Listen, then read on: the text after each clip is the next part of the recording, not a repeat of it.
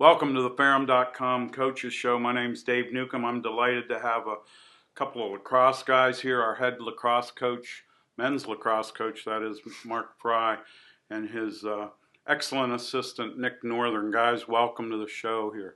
Thanks for having us. Thank you. Yeah. Well, it's coming towards the end of the season, and we'll talk about lacrosse in a second, but I'd like for you guys just to introduce yourselves to the audience. Mark, if you'd start and talk a little bit about where you're from and your lacrosse experience and those kinds of things. Absolutely. Mark Frey, head lacrosse coach, just finished our fourth year here and started my career in McLean, Virginia, playing at McLean High School, and where we were fourth in the state at that time. And hopefully they'll make a comeback here this year. We hear they're doing better. But ended up playing at Ohio State for a year, where then I transferred to Western Maryland, which is now known as McDaniel College, where I finished our career at number 10 in the country. Yeah. And then went on to coach back at my high school for 1 year. Right. Moved out to California, where I helped coach number 2 Chapman University in Orange.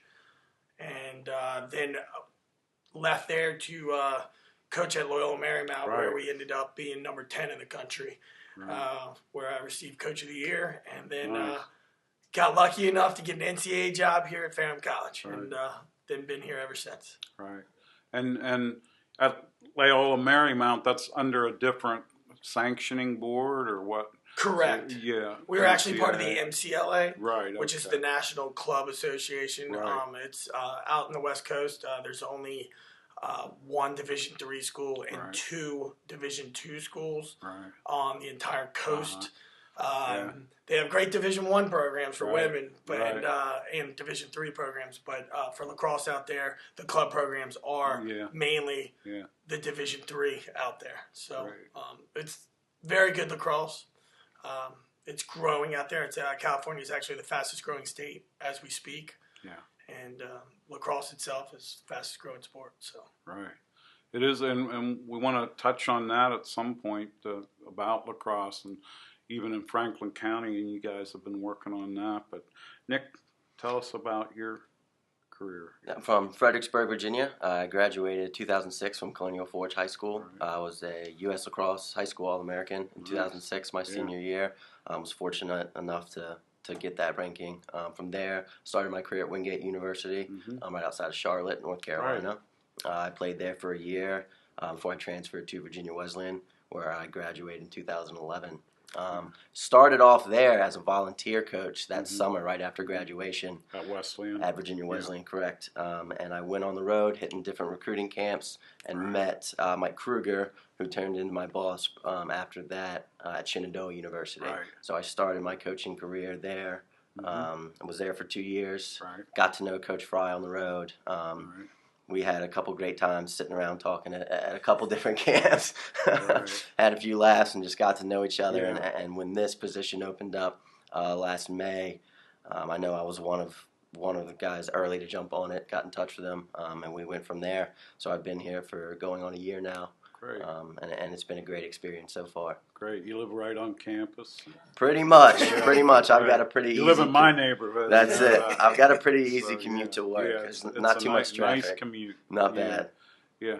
Guys, it's been quite a season. You know, I don't know who the schedule maker is, but that would be me. That would be me. You started out really tough. Some of the best teams in the country. Correct. Talk about your season a little bit. Absolutely.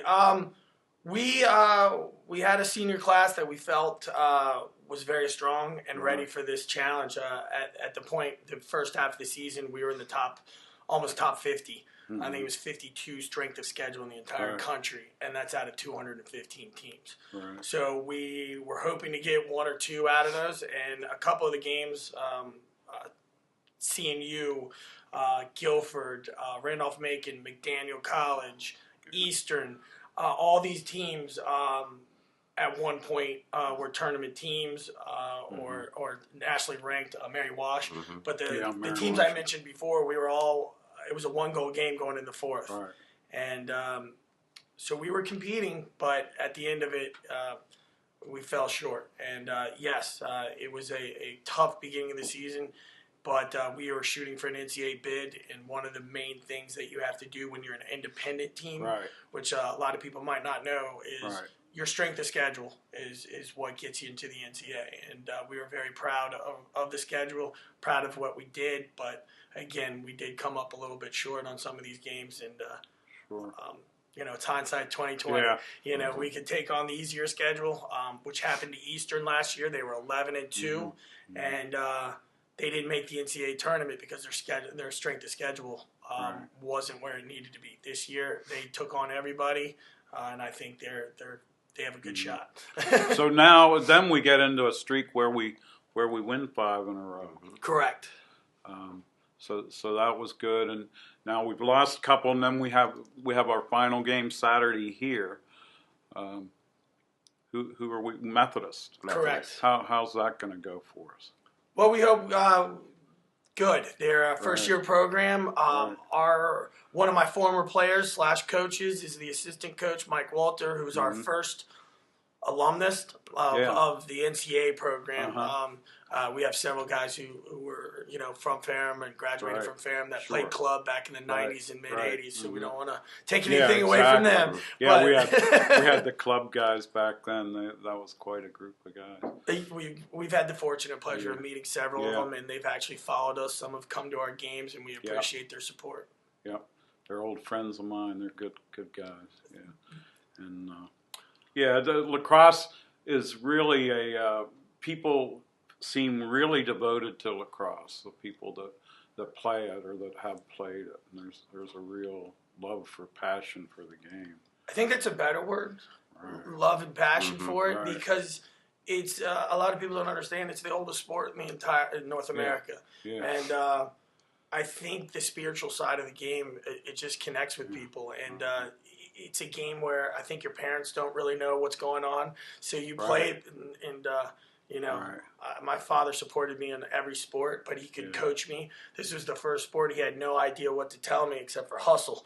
And so, but it's just one of those things where you can go out and hit a wall and spend a half hour, 45 minutes with yourself, just, you know, throwing the stick in the ball just like you would, you know, if you were playing any other sport, shooting a hoop, you know. Yeah. Well, as a kid growing up, Jim Brown was one of my heroes, a great running back from Syracuse, and you know, I just idolized the guy as a little kid, and that's how I found out about lacrosse, really. And I grew up in State College where Penn State is, and they had lacrosse. But yeah, it's he was quite a player, I guess, one of the best. It's just kind of a lifestyle that grabs you, and people just start to gravitate it once they are exposed to it. And it's great where the game is going to, where people are seeing it on numerous levels now, from the youth all the way up to the college, the expansion of the college game. But it pulls from so many different disciplines, so many different sports, and kind of combines them all into one. I knew that was when I started. I didn't start very young. I started playing in 8th grade for a startup youth recreational club team. And as soon as I played it after my first game, I came to my parents and said, this is the one that I want to stick with. You know, I played football, I swam, basketball, you count it. I played it as a child. And once I got that stick in my hand and ran around, that was it for me. I was just hooked. And I think that's what happens with so many people. It just brings together so many different styles of sports that you can't help but want to continue with it. And you're always getting better, always getting better. It's impossible to master. Yeah, and it's growing here in Franklin County and where we are, and you guys have helped that grow. Do you want to talk about that Absolutely. A little bit? 4 years ago, Don Barber and Cindy Barber came to me out of the blue and said, hey, would you be willing to help? And I was like, who is this guy? And they started explaining what they want to do, and I said, sure, why not? You know, let's do it. You know, and it started out with maybe 35, 40 kids, and it's grown into almost 100 now, I do believe, and it's gone into the high school as a sanctioned sport. It's on the JV level. Next year they'll move to the varsity, but you know, as much as I would love to take all the credit, but Don and Cindy Barber, they really were the driving force behind everything. Our kids are the driving force. They have volunteered their time every fall and spring Yep. without affecting their season, their grades. Yep. About 8 guys a year, and they rotate, starting all the way with our senior class down to our freshmen right now. They go out there and they coach the teams. And it's pretty exciting right now. The U9 team, which is, 6, 7, 8, 9, they have 25 guys. It's amazing. You see the signs everywhere. I know I've talked to Coach Harvey, our women's coach, Karen, and she's talked about her involvement. Her 2 kids are involved, and so it's really exciting to see that. And as a guy, I love football. I played. I was a little small, but I still played. But I really would have, for my size and speed and skill, lacrosse was a much better fit for me, and we just didn't have it. Even in a place like State College, where lacrosse is pretty popular at the collegiate level. Pennsylvania has grown in leaps and bounds. They're probably the 5th or 6th hotbed in the country right now, somewhere in there. Definitely.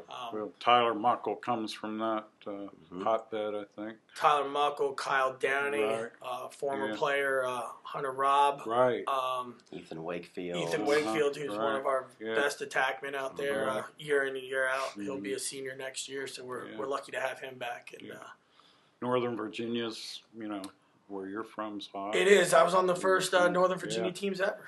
Right. So we started. I was kind of laying the pioneer. Huh? This is the 3rd place that I've actually held. It's kind of getting to that point. This is the 3rd place I've been in the country where I've watched lacrosse grow. When I was out in California, it was not even close to what it is now. And I watched over 10-year time there. Watched it grow there, and then coming to Franklin County and watching it from its infancy stage. So I've been in 3 different places watching this game grow. My job, as you guys know, is Director of Student Leadership and Engagement. So we try to get our students engaged. And one of the things I've seen with your guys is they really get involved. They're the spirit group for, basketball games and other sporting events. If we want something done, we talk to them. Several are involved in a new national fraternity, Delta Chi. I just see them all over campus doing good things. Talk about your philosophy on that with being leaders, being good students. I think, again, the philosophy on that is again, you follow the school, not self but others. Right. And I think our guys have really, they've had to work on it over time. When you had 38 freshmen, they were having to learn, and they had to get guidance from somewhere. And one of the things that I've always explained is what happened at our campus. Everybody hung out together. And the more friends you have in this world, the better you are going to do. Small school, Western Maryland. You were at a similar institution, Virginia Wesleyan, a small, tight-knit community. Definitely. It's just, when you extend a hand or show support, you want people to come to your games. I learned that from my college coach. He used to, right before practice, we would sit at a girls' basketball game in our gear, getting ready to go, at least sit for a half, or catch the end of the game, wrestling matches, men's basketball games, football was not a problem at Western Maryland. It's or McDaniel, excuse me. It's a very large social scene there, and they're very proud of it. So, we thought by supporting these other teams, they would come and support ours. And last weekend was, yes, we lost by 1 goal. But it was an outstanding game, a lot of fun. As a spectator, as a coach, obviously, it was, and for the players, it was very hard. But the atmosphere was... You had a good crowd, and they had a nice tailgate event before the game, and and after. We have phenomenal families. Right. They throw a tailgate for every game. Every game. That's excellent. And so you have some seniors, and I don't know. I was just looking down the roster. You got people like, these aren't seniors, but some of your top players, Daniel Batong and Nick Smith, Andrew Sant. You mentioned Ethan Wakefield, Will Walter, Tyler Pogue, Ryan Tessler. Maybe those are just the offensive guys? Are there seniors that you want to? Mhm. Or maybe we get in trouble doing that for fear of missing someone. No, we definitely have some seniors that they're really driving our team Uh-huh. this year. I mean, it's a large class. Damian Poulos is one guy who's been phenomenal in the cage for us this year, Right. and just all over the board. One of our senior captains this year, Yes. him alongside Tony Garcia. Right. Who unfortunately sustained an injury coming down here on the stretch that's left him out of a few of the last games, but From Denver. he is. Right. Colorado connection coming Yeah. in. 4.0 Right. every semester since he's been here. Yeah. But he's been great, and you can see it on his face how tough Mhm. how tough it is for him to kind of sit there and watch these few games. But he should be good to go this weekend, which we're all very excited about. Thankfully, he'll be back for his last game. Sure. But again, Tyler Muckle, Uh-huh. we've got a number of guys, seniors, and then we have some guys that don't always make the stat sheet. Right. Nathan Taylor, Mm-hmm. kid that comes in and works his butt off day in and day out, never gives us any problems, anything like that. Ryan McCullough is a guy that we've expected a lot out of this year. We actually switched his position. He was a short stick midfielder the past 3 years. We came in, we gave him a long stick. We needed a hole to fill in defense, and he stepped up to the plate right away and really did some great things for our defense this year. So they're just, as a whole, a group that we really rely on, we really lean on, and we need them in a number of different ways. Andrew Sempt, the Right. all-time points leader, Yep. really on the heels of hitting 150 points, which is a huge deal in lacrosse. Yeah. He's been, the guy we've leaned on for offense for the first couple of years, and then he's been backed up with Nick Smith and Daniel Batong. But That Springfield connection, you got some kids from Springfield and Robert E. Lee. they were all from Damian Poulos and Andrew Right. Sempt, as you Right. can see, two major contributors as seniors, both from Robert E. Lee. Right. Yeah.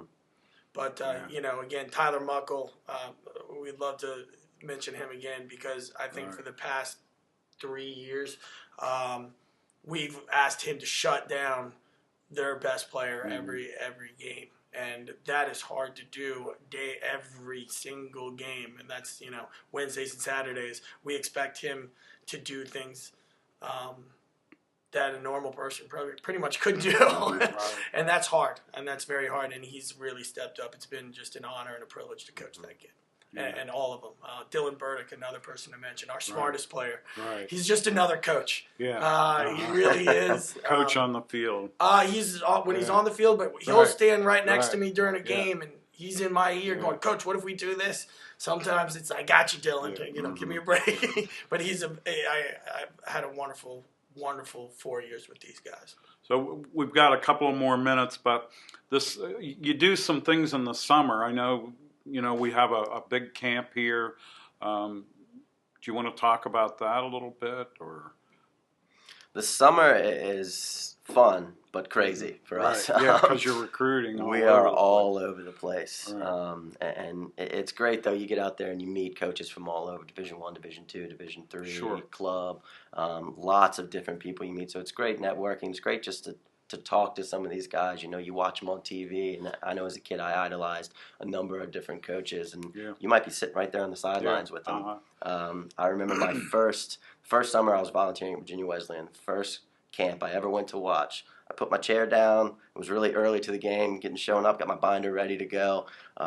Man starts unfolding his chair right next to me, puts it down. I don't really look up until he sits down, and it's Dave Petramella, who's the head coach at Johns Hopkins, one of the most legendary guys and biggest names in lacrosse today.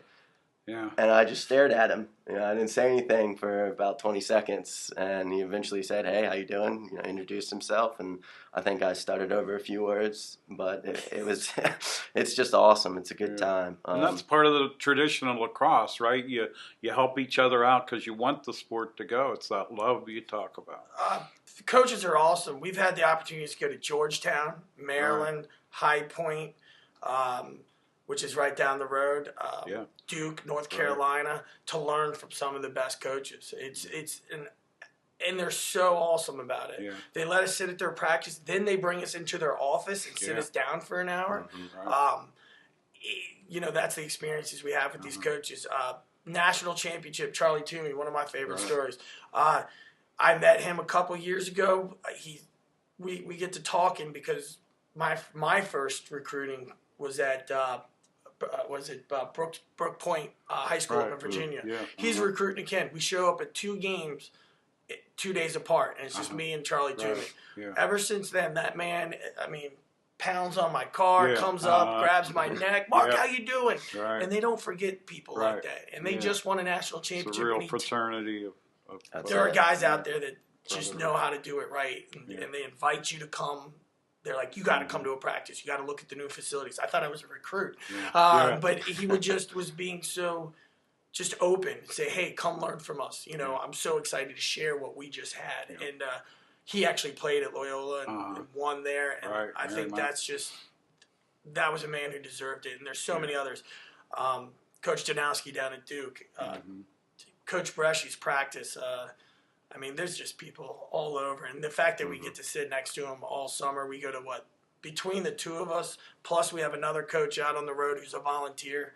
Yeah, we'll talk about your volunteer guy. I'm going to let it's his roommate. Yeah. Right, you're my neighbor, so tell me about you. His name's Nathan Norbo. Right. Heck of a player Yeah. from the Loudoun County area. Right. Started his career Division I at Fairfield University, and then later transferred to Hampton-Sydney, where he and I actually played together. Right. We were conference rivals for a couple years.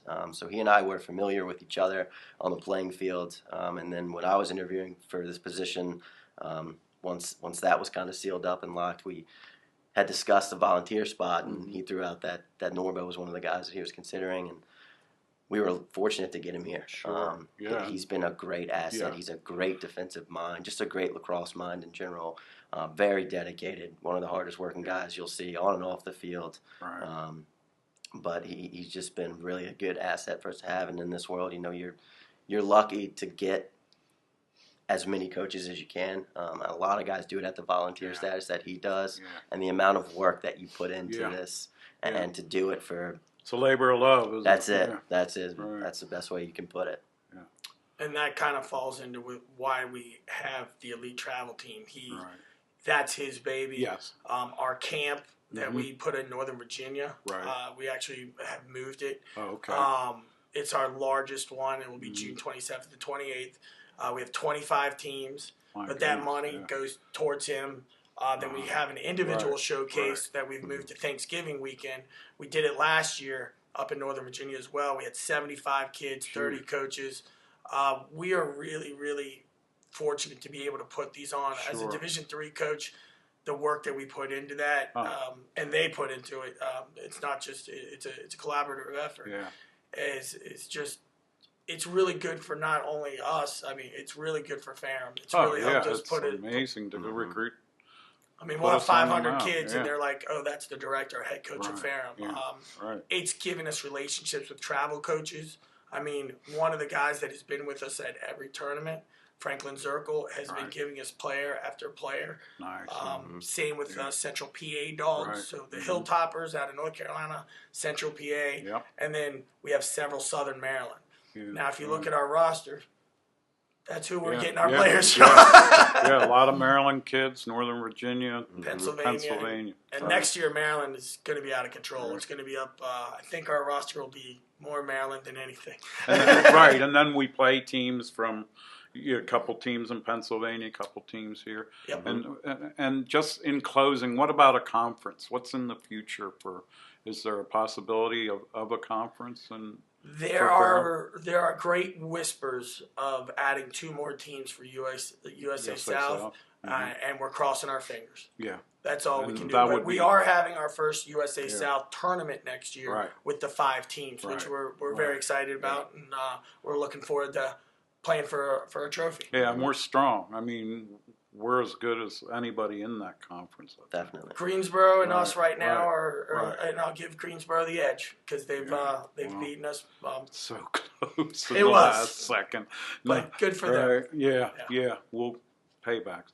All right. Well, with that, we're gonna say so long. We're gonna take a week off next week,